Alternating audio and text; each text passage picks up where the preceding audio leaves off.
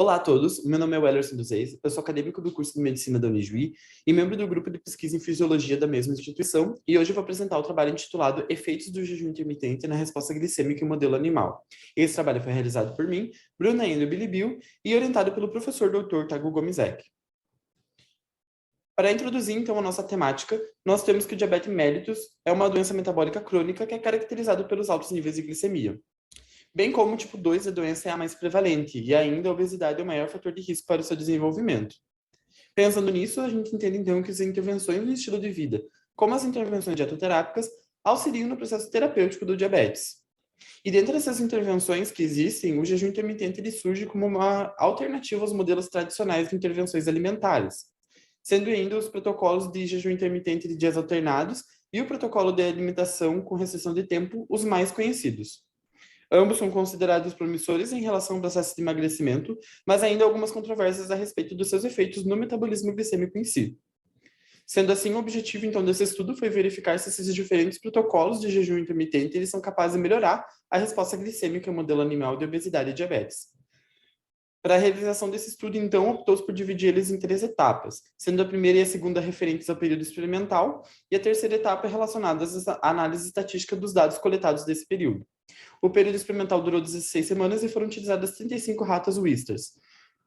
E vale ressaltar que esse trabalho foi aprovado pela Comissão de Ética no uso de animais na instituição.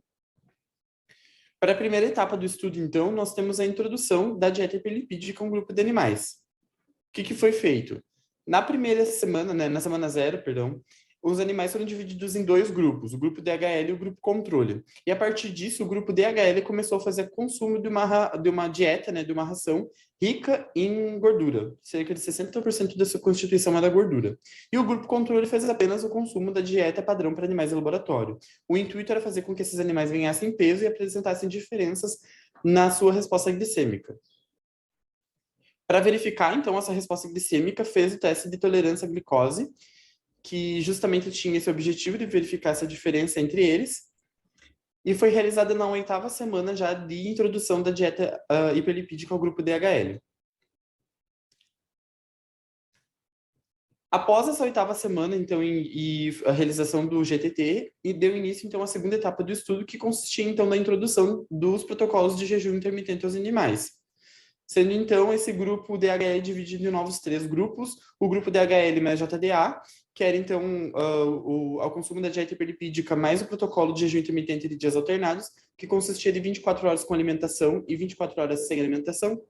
O grupo DHL mais ART, que consistia, então, no protocolo de alimentação com restrição de tempo, ou seja, todos os dias eles faziam um jejum de 10 horas por dia, com exceção dos finais de semana, assim como o JDA também era com exceção dos finais de semana. E o grupo DHL, que só continuou fazendo o consumo da dieta hiperlipídica sem alterar alguma coisa. Além disso, o grupo controle também continuou fazendo o consumo da dieta padrão para animais de laboratório sem alteração. Na 15ª semana, realizou-se um novo GTT para verificar como estava a resposta glicêmica desses animais após a introdução dos protocolos de jejum intermitente, e na 16ª semana, realizou-se a eutanásia dos animais. A terceira etapa do estudo, então, que aconteceu com as análises estatísticas, ocorreu após esse período experimental e utilizou-se, então, os dados do GTT para a realização da área sobre a curva, bem como a análise do próprio GTT.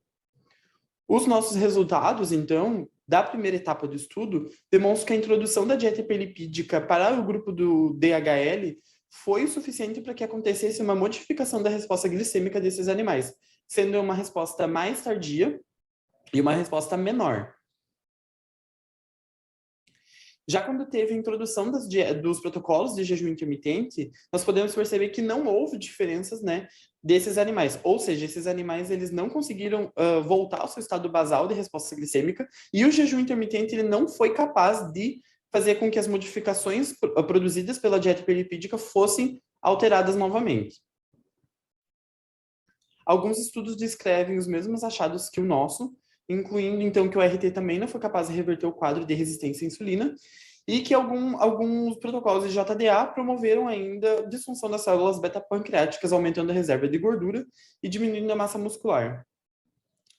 Consideramos, finalmente, então, que os protocolos de jejum intermitente não melhoraram o metabolismo glicêmico, que foi alterado pelo consumo da dieta hiperlipídica, e que essas dietas realizadas popularmente podem sim ter algum efeito na perda de peso, mas podem não apresentar resultado no que diz respeito ao controle glicêmico.